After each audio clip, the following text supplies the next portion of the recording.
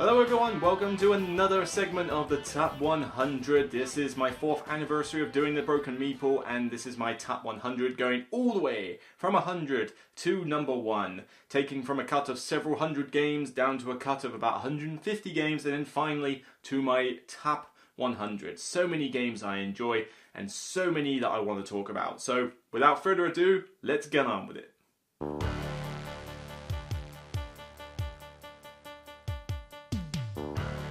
So, number 70 to 61, and today we begin with a nice short, relatively short, easy, 2-player game, which is Raptor, back with Bruno Cafala, and Bruno Fedolti as well, both very cool designers.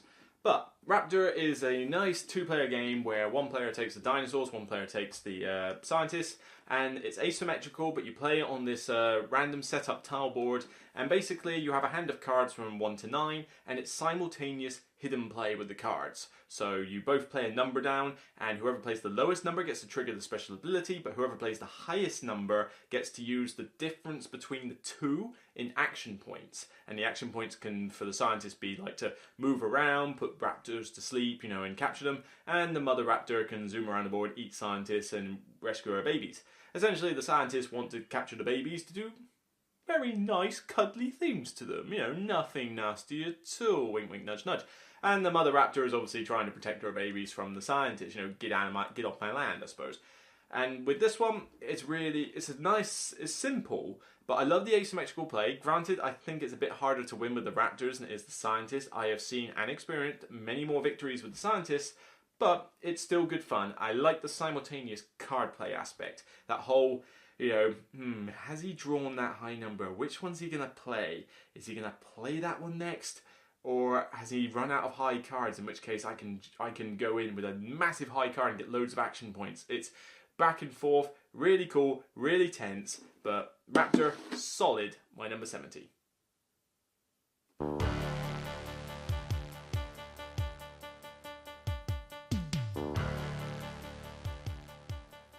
My number 69 is quite a memorable one, actually. I remember going to my first, maybe second UK Games Expo event. This was when the blog was starting to get a little bit more noticed, and I was introduced to a chap called Matthew Dunstan. You'll know him as a prolific game designer these days.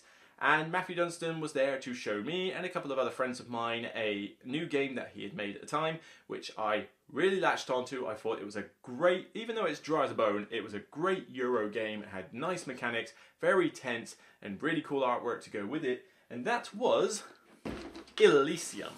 Elysium is a great Euro game where it's tableau building. So you're selecting cards, building a tableau in front of you, but you have to decide when's the best time for me to put these cards into my legacies or my stories for points, and how long do I keep them in my Elysium for using their special abilities.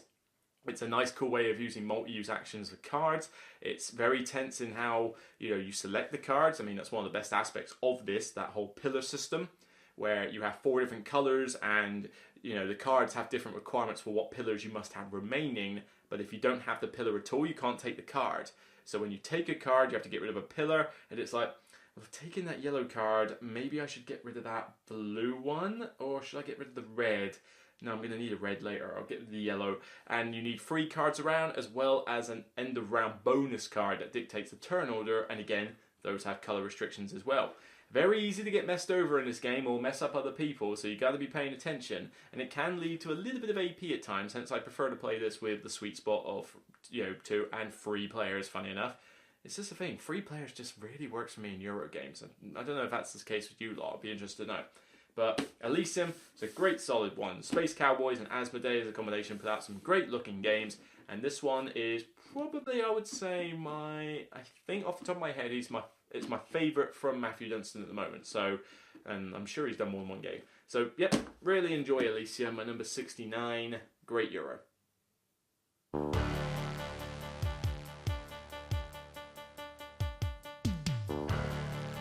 My number 68 has fallen quite dramatically, 40 whole spaces from previous times. Raptor fell down about 33, and Elysium had only fallen down once, it was quite steady. But this one used to be like go-to, filler social deduction game. Now others have kind of overtaken it, and I still really enjoy this one, but doesn't get played as often as it used to, and that is One Night Ultimate Werewolf. This is the expansion to it, because I've got Werewolf and Daybreak. I don't own Vampire anymore, and I now have Alien on my shelf since I recently reviewed it, which I'm going to keep for the time being, but we'll see how that goes. I still like the original just as well.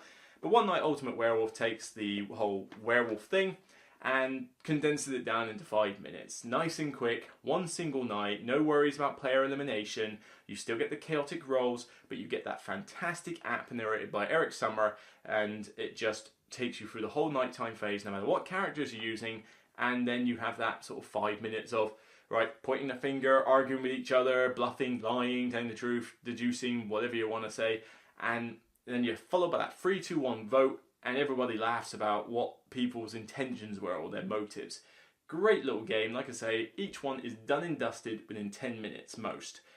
Maybe a couple of minutes to choose the roles, a couple of minutes to do the nighttime app, and then about 5 minutes, 5-6 minutes or something to wrap up and do the actual daytime phase. So nice and quick. You can get some complex games with some of the roles in here, but like I say, you can tweak it to your heart's content for new players or for gamers alike. So, One Night Ultimate Werewolf, still one of my favourite social deduction games out there, but there's others that have done it better now.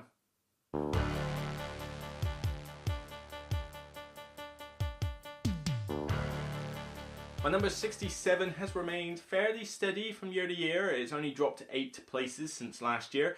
It is the staple, basic deck building game that ever came out. It came out, took the world by storm. It's constantly been something like number 1 on People's Choice Awards for a long time running, even though that has now changed in recent years. But it's still one of the best deck building games to go to if you are just teaching it to brand new gamers. And even though it doesn't really have a theme to speak of, it is still in my collection. With so many expansions and insert, it's a bit heavy, but Dominion, the original The Dominion. I've got Seaside, Hinterlands, Guilds, and I think one of possibly Intrigue. Yes, I've got Intrigue in here as well. Those are the expansions I have for this game. I'm tempted to get Prosperity at some point if I can find a copy of the first edition one, that is, because I'm not bothering with all this second edition nonsense. But, I'm at my limit. I really enjoy this game. I love using those little expansions from time to time, but even the base set still gets me going. And it is a very quick game. But it's one of those ones that I kind of, even though it's a gateway deck building game, sometimes you just want to play it with people who know what they're doing. Not like to the point where they can stare at the 10 cards and go, win in 14 moves. The robotic people who have played this 1,000 million times. I've only played this so often compared to that. But I just want the people who literally know the rules, can understand the cards, so that they can go, buy the gold, done. Buy this card, done. So the turns are really quick and zippy. It's why I don't tend to play this with 4 players. But again, what a surprise! 2 or 3 players, sweet spot. I'm just saying it. 3 players, the ultimate sweet spot for Euros. It just is. I know a lot of people will disagree, but that's why I see it. But Dominion, I still enjoy this. I prefer to use the expansions where possible, but even the base game, I will teach it. It's still one of the best deck building games out there for, simplicity and speed and just general sort of engine building madness. It's, like I say, it's remaining quite steady. I still enjoy it and like to bring this out every now and again. I know a couple of people in Petersfield who are massive fans of this and want to play this religiously, so it's like, oh cool, if I ever want to play Dominion, I know the 2 perfect people to go find. So, Dominion, just about drops on my list with a giant anvil of weight, but definitely worth your time.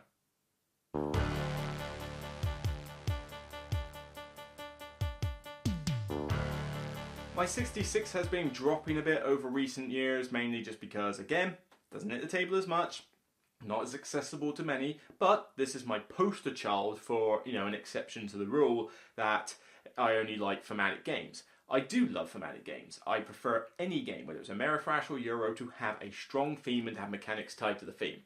But that's not to say I don't like dry games. And dry heavy games at that. So whenever people sort of say to me, oh, well, you only like these games, you don't like these brain burner Euro games. Again, I say, no, you shut up. I like Terra Mystica. Yes, I do enjoy Terra Mystica. I never thought I would. This was one of those big surprises, why do I like this game?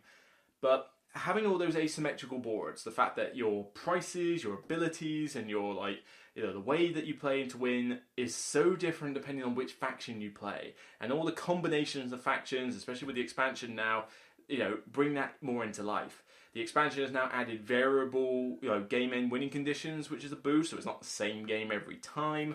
You've got new races, granted, 2 of them are overpowered, but, there's some errata that has sorted that out. I suggest you go on Board Game Geek to find that out, regarding the shapeshifters and the... who was the other ones? Was it the cultists? No, there's 2 of them in there. Oh, Riverwalkers, yeah. Shapeshifters and Riverwalkers, those 2 have got some errata on them. I suggest you go find it. But...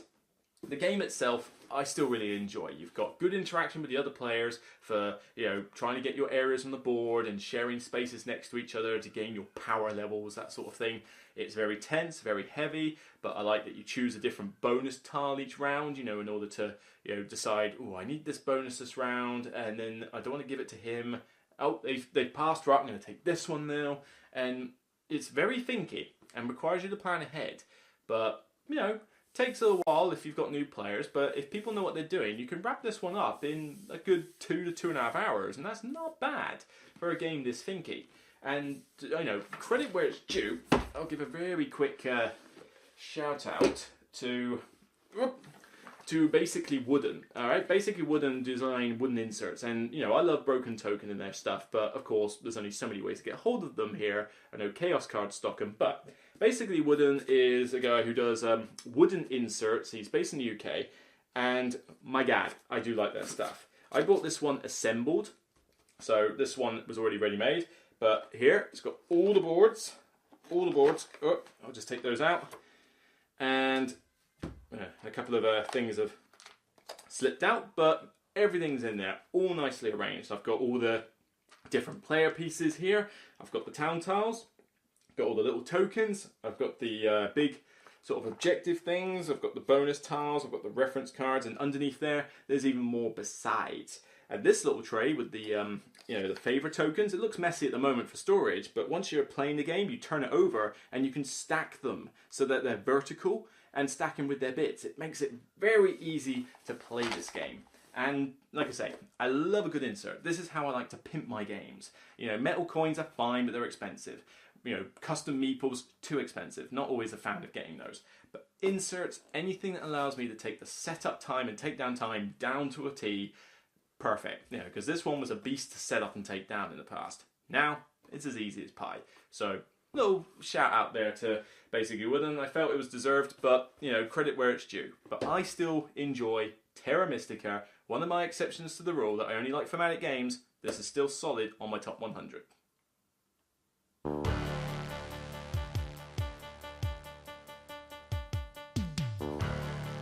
My number 65 is a new debut, and this was one of the first games in 2017 that I gave a 10 out of 10 rating. Now, maybe on reflection, I'm sort of thinking I think it's still, I barely gave it a 10. 10, 9, I could go either way. This is a really enjoyable game, but it's not so much that I want to bring it out constantly, over and over and over again. But I had to respect the design of this game. I do enjoy it, but the design deserved that higher mark because it is so simple to teach, has great amount of variety, takes area control and makes it so streamlined and so simple for new players, yet gives a decent amount of depth as to how you use all the abilities. And that is the slightly controversial in terms of art style game, Ethnos. I really do like this one, and mates of mine have been really appreciating this as well, because it is just so simple. You've got all these different races, you only choose so many, each has their own ability which changes how the game plays. Like some games will be focused entirely on the map at the back, and some of them will be entirely focused on building giant tribes, and then there'll be mixtures and there'll be all sorts of other interactions, and you get good variety from this. But what I really like about this, there's two things. Firstly, each round could end at any moment. You don't know when. As soon as that third dragon card comes out of the deck, game end, round ends instantly, and that is a great amount of tension as that starts ticking over. But what I really love about this, it certainly ain't the artwork, because the artwork is bleh. I'm not a massive fan of the art, and I don't like the board art either. But I love how quick this game is for what it gives you. This game can be wrapped up in 30 to 60 minutes easily. no question about it. This game should not take longer than 60 minutes unless people are overthinking it like crazy. But, you know, I've seen it take 45 minutes before, and if you have very few players, it could take even 30. 30 to 60 minutes for a game that has this much variety and area control in it. But the turns are so fast. So fast. It just zips around because all you do is draw a card or you play a tribe. And playing a tribe is just simply, here's my tribe, there's the leader, use its ability, put a counter on. That's it. And no other fiddliness. I have had times where people haven't even registered in their brain what card they've just drawn when the last turn is, and it's already got back round to them. It's like, it's your turn again. Well, what? Okay, I'll draw another one. And they are so quick. The turns are just lightning fast. This is more than lightning fast. It's like Ticket to Ride style speed with your turns, and it means that you are constantly engaged for the whole 30 to 60 minutes. You are totally engaged and not just sitting around doing nothing. You know, lots of these long games can say, oh, well, it makes your brain think. Yeah, but if I'm playing this game for 3 hours and I'm only engaged for 30 minutes, then, well, what am I doing for the other 2.5 hours? I might as well play this other game over here. You know, this one just keeps you in it. It's a very cool design. I have to give props to Paolo Mori for the design. Granted, it's not one that I want to bring out over and over and over again just because it's 30 to 60 minutes. But when I'm like, you know what, I just want a simple area control game. There you go, FNOS. Perfect opportunity. My 65 new on my top 100.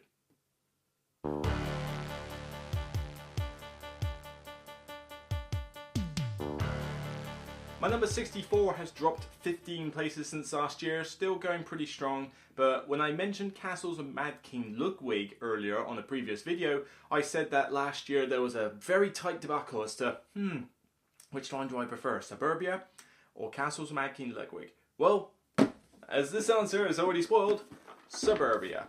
Suburbia sits at my 64, and yeah, this is the one I prefer out of the two. I still love both games. They're both in my top 100. Give me a break. But Suburbia is a very cool, it takes that city building element and really does make it interesting. Granted, the theme is sort of here or there in some places, but you have to balance out how fast you build up your city with how much income and population you're getting, because if you expand too fast, you'll just cripple yourself. So you've got this cool juggling act with the resource management. And then the city tiles are varied, but what has elevated this one above Castles of Mad King Ludwig is the expansion. Specifically, the Borders one. I think it's called Suburbia Inc. The 5-star one, take it or leave it, is not that great. It adds more stuff in one weird mechanic. But the Borders one, Suburbia Inc., is what elevates this because, yes, you're building the tiles and you build them on your grid. Great. And all the interactive points for that. And pricing up the tiles. But the borders allow you to build your city in weird ways. Because previously it all just basically filtered down from this one column and it was all a bit samey. But now those borders, you know, they're like long and add, you know, give you more points or special bonuses and that.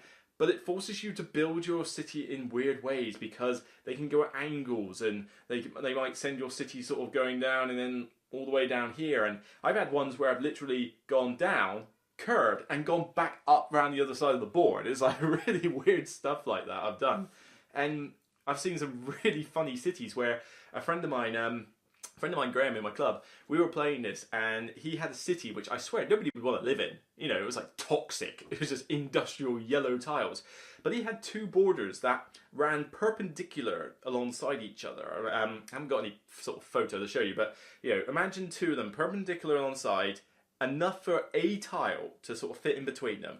And he basically did that. They were both to do with industrial. So he basically had his city sort of go shrink, go through this little alleyway, and then expand out again. It was like he was designing the Panama Canal. I don't know. It was just really funny to see that city. But that's what the expansion does, and it's what's elevated this game. 90 minutes doesn't take too long to go, even with, you know, 4 players. You can play the solo. Any game with a solo mode is instantly going to get, you know, a potential bonus mark just because, you know, it opens up the field for if I can't get this to the table much. Granted, not every solo mode works, but I will, you know, defend the right for people to play solo games because, you know, you can't always get your friends around to play games. I mean, yesterday, case in point, you know, I said, anybody free, you know, last minute to go around Southampton, born in the city to play some games, and nobody was available. Typical. This is what happens when they got married couples, I suppose. But, you know, it just meant that I could go, well, if I can't meet anyone at the club, I'll bring out Sherlock Holmes, Consulting Detective, or I'll bring out Eldritch Horror. You know, I'll bring out some solo game and I'll just play it. They do have a purpose, and I'll still defend it. But even solo or not, Suburbia is still a brilliant city building Euro, and I'm surprised it's taken me so long to get this one in my collection, because so far I've had to rely on other people to bring it. Now I have my own. It's mine.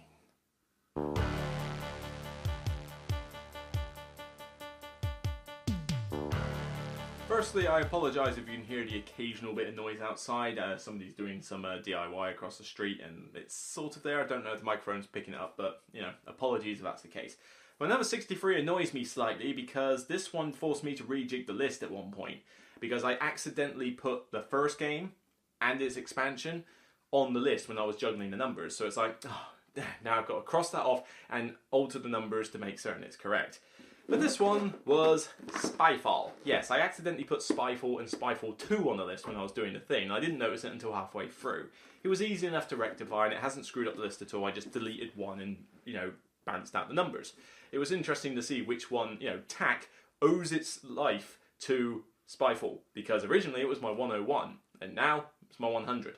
But Spyfall is a brilliant, you know, filler game for that old social deduction element where one person is a spy and everyone else is an agent. The agents know which location they're at on their card. The spy just literally has the word spy on their card.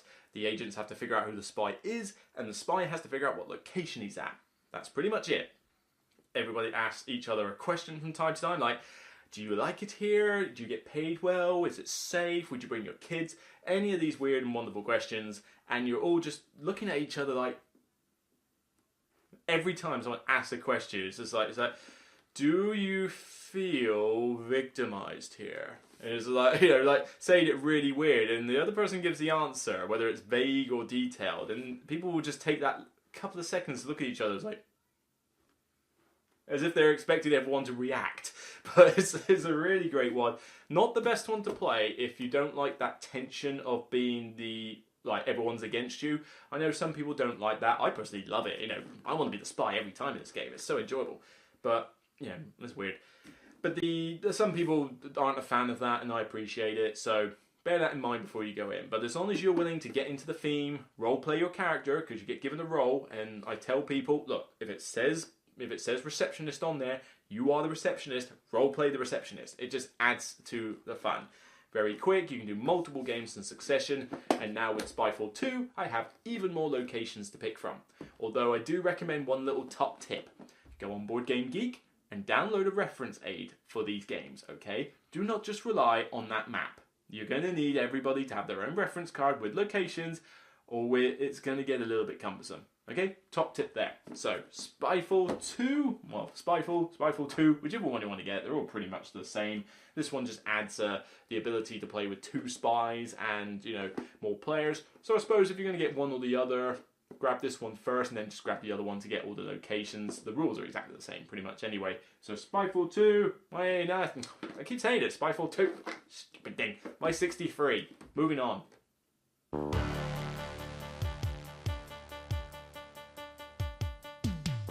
My 62 is the first of a few new debuts to the list, and I've had to do this twice now because the camera decided to stop automatically.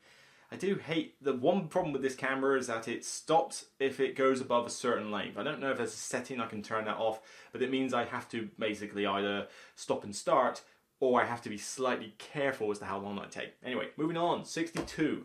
Above and Below was a game done by Brian Larkett. I found it meh. Not particularly great. I found the storybook aspect disjointed and the Eurogame not that fun.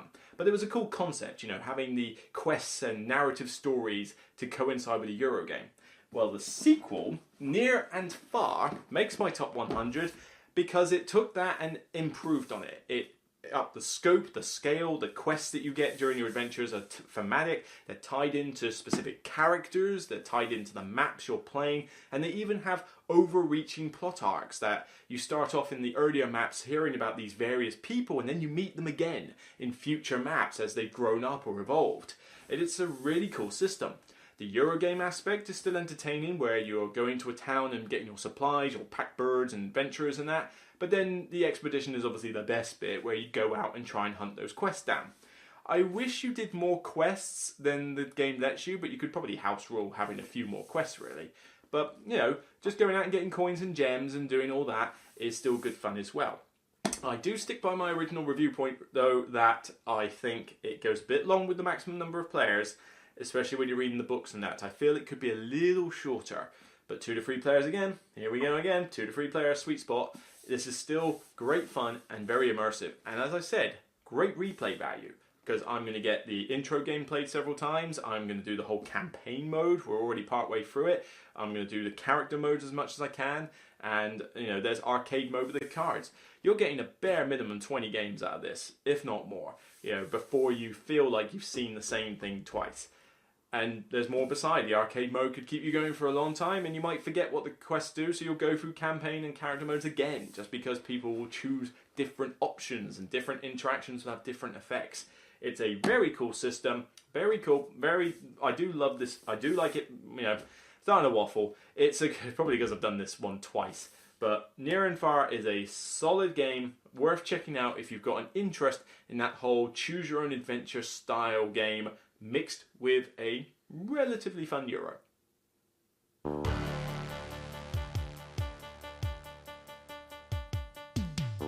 And finally, for this episode, my number 61. Now, this one was released earlier this year. This has been one of my favourite games of 2017 thus far to play. And again, we're back to Days of Wonder. What can I say? Days of Wonder put out some great games. And this one has that similar thinking level to another game they did called Five Tribes. But this one is slightly more accessible. It has that same level of thinkiness, but it's easier to grasp the rules. There's a good amount of variety. And it looks gorgeous. The art and colour in this game is so good. If only they'd thought a bit hard about colourblind people. Yeah, that's a subject for another time.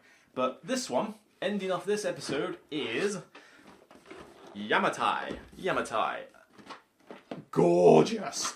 Absolutely gorgeous look to this game. The artwork is sublime and the colours are vibrant. But I do admit, they should have thought about the colourblind issue. This one is a cool thinky game where you are sailing ships across this map, and in doing so you are putting buildings on islands, you are getting supporters who have special abilities, and you're just generally trading, chopping and changing with all these different colour ships. And you have a special way of movement where you have to follow them in a sequence, and they spread out all over this map, and you're trying to get victory points. It's a straight up, fairly dryish Euro, but with a nice, cute, you know, beautiful theme pasted on it. But I love the bonus tiles that you get each round. I've got something about bonus tiles, it seems, where you have a choice of up to 5 different tiles to pick, and each one gives you a certain amount of ships. It also gives you a special power for the turn, but it also dictates your turn order in the next round. I really like that system in any Euro. It's always, even if I hate the Euro game, if it's got that in it, it's probably going to be an element I like. And in this one, handles it great, because this one is also an easy one for me to teach despite the thinkiness, because the reference aid is pitch perfect, easy to explain, the iconography is very simple to follow, the rules themselves aren't that complex, and even though it's got 10 different bonus tiles and 40 odd different supporters and that, you just teach as you go. You just say, right, this is the basic turn sequence, I will explain the supporters and the bonus tiles as they come out. And it just allows you to get stuck in nice and quick, and by the time you get on to the other ones, people have already caught the grasp of the basic mechanics. Still really like this one. This is staying in the collection. I really enjoy it. It got quite a lot of plays when I was doing it for, you know, review purposes, but I still get quite a few plays of it now because people see the game in my bag and they go, oh, that looks very pretty, what's that? And then get it straight out and people enjoy it. As long as they're not colourblind. Come on, publishers, start learning from this. So, that's it for another episode. We end on a beautiful note with Yamatai. I'm still enjoying this. You know, I hope you're enjoying these videos as well. Believe me, it takes a lot out of me to get these done, but it'll be totally worth it. I promised the top 100 on video, and I'll do this next year as well if the video channel's still up and running. So I'm enjoying it. Hope you are too. We're almost at the mid-even point. Next episode, we'll tackle the few 10 that didn't quite make it into my top 50. But hope you enjoy and take care. If you don't like any of these 100 games, then seriously, what games are you playing? But regardless, at the end of the day, they're still only games. See you next time.